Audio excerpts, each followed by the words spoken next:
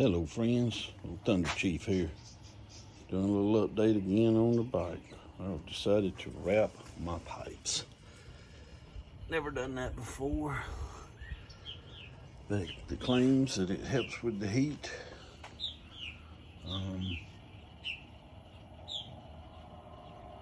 Seems promising. So my wife complained a little bit about the heat coming off the rear pipe, which is like such. This is the rear and that's the front right there. So anyway, a little bit of a hassle with these parts right here because you have clamps that goes around that, which go around the pipe. So got all that removed. So we'll see. It's I'll let you know how it turns out. But like I said, I've got a whole lot going on putting in a pool too, so always something here at old Thunder Cheese. All right, that took about 5-10 minutes to get on. There you go. Still got to hook that up in a crossover pipe, but I don't think that's going to be too big a deal. I opted to go ahead and put the main pipe on minus the covers because I just think that'll be easier, especially fitting in here, because I didn't want to take the floorboard off. I did take the passengers off just because that was easier to get in and out. It just gave me some extra room, and that wasn't hard to get off at all. That's just two little bolts right there. So anyway, that is that for that step. On to the next part.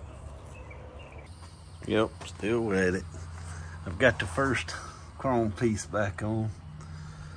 These are gonna be your problems if you choose to do this. It came with the brass hose clamps or exhaust clamps, whatever you want to call them. Anyway, that's the problems getting them over these little things when they're already up in there. So you kind of gotta pre-position them, but anyway, it's going. And if you choose to do this, just be aware you'll have to do those things. One thing I did get is I got me some stainless steel hose or tie wraps. And there's a nifty little gun that you can get off Amazon. You tighten it like that, and then you push that thing forward to cut it. So pretty cool. Leave some sharp edges, just be aware. But stainless steel tie wraps. Guess I didn't know.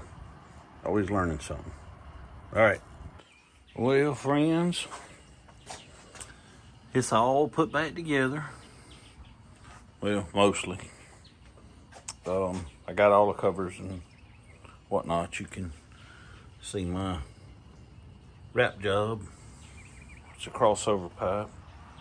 Of course, my trailer hitch mount. So I don't just I'm putting this other saddlebag on, but everything's back on. Hadn't tried it out, so I don't know. Plus, I'm about to change this out, wherever it's at, for my Clearview windshield I bought. So, about to put that on, try that out. So, two birds with one stone. Anyway, alrighty. That's just a quick update. Took a little longer than I expected, but hey, take your time. That's what I did. I took my time. And I definitely recommend putting these on after you put the pipe on. It takes longer, it's, a bit of a hassle because the screws are right there that holds the covers on. And then they're underneath here too, so in here. Anyway, But we'll try it out and see what it happens, or what happens. Some people say it smokes and stinks, and I don't know, I've never wrapped pipes, but I'm trying it. So I'll let you guys know. All right, friends, catch you later. Hello, friends, old Thunder Chief here. Whew, it's hot in South Mississippi, let me tell you. Come on, pool. Anyway, finally got the bike all back together last night. Rode it for probably, I don't know, half hour, 45 minutes. I can tell you, it dramatically reduced the heat that I felt radiating from the pipes. I was really shocked. I wasn't expecting that big a deal. Granted, I don't have one of the thermal guns, and I didn't do it before and after, but I did just reaching in and knowing how hot it felt with my hands before, it was considerably cooler. I was really impressed. And now time will tell. Don't know. Maybe it's because it's new. I don't know. But anyway, it did work. I rode it today. I had to ride about a 50-mile ride. Once again, and it's let's look at my handy dandy Piper aircraft thermometer. It says it's about 85. I'd say that, and that's outside of the sun. So I'd say earlier it was probably 80 the whole way and back. And temp gauge never got over halfway. So, like I say, I'm impressed so far. And if anybody wants to know what I use, that is the DEI titanium exhaust wrap, supposedly made out of basalt, lava rock, crushed. Now, granted, one guy on the internet said, "Oh, it's not fiberglass, so you have to use gloves and wear a long sleeve shirt." I erred on the side of caution. I wore Mr. Clean nitrile gloves. They worked for me. Of course, they tear fairly easy, so buy you a lot if you're going to use that. I used it in a long sleeve shirt. I had minimal itching. So like I say, your results may vary. I also switched out my OEM windshield, but you can see it's got some cracks and a little bit of age on it. Now granted, I scratched it last night when I was late. Well, I didn't lay it, I threw it down. I ain't gonna lie to nobody. Because I knew I was never gonna use this again. The crack, like I say, shows cracking. Now granted, it's been on there.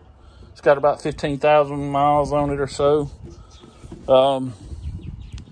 Went with a Clearview custom shield. You can see it's a good bit thicker than the OEM.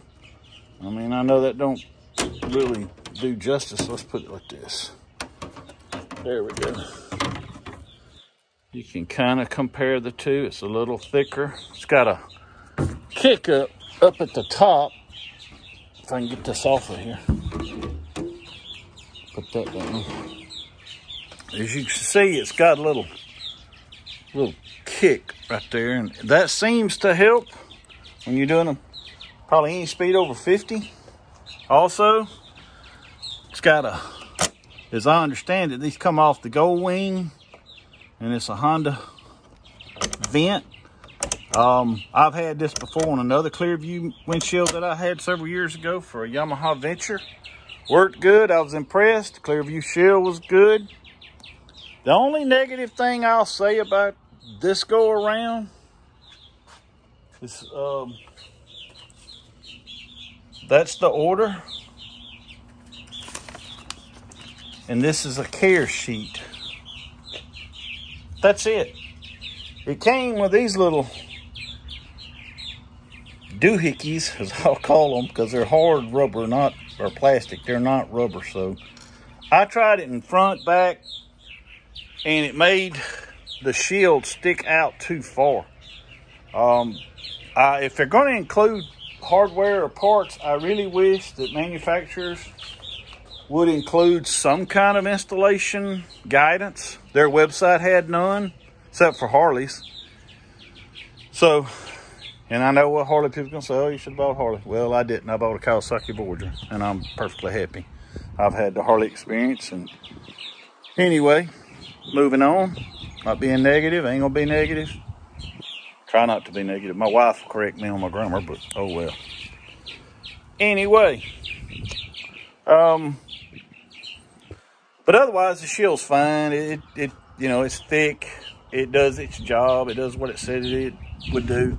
Of course, you can see the bug guts from my ride, which just ended about 30 minutes or so ago. It's a bit wider. To me, it seems maybe a little shorter. I don't know. Nonetheless, another solid addition to the Voyager. And so that's where I'm at right now with stuff that I've done. Right now, I can't really think of anything else that I'm going to do. I may do the amp link electrical connection thing at some point under the seat. But as far as big projects, I think that kind of wraps it up for me. Anyway, I hope that this gives some folks some help. Gives you an idea of what you can do, what can be done with the Voyager. It's a very capable touring machine. I'm actually working on the review that I said I was going to get to. But once again, teaching myself editing software while I work, telework, do other projects. Don't leave a lot of time to just, you know, learn a new skill. But oh well, nonetheless, I'm trying. Anyway, I hope you guys have a wonderful day. Thanks for stopping by. Hope you enjoy the rest of your week and your day.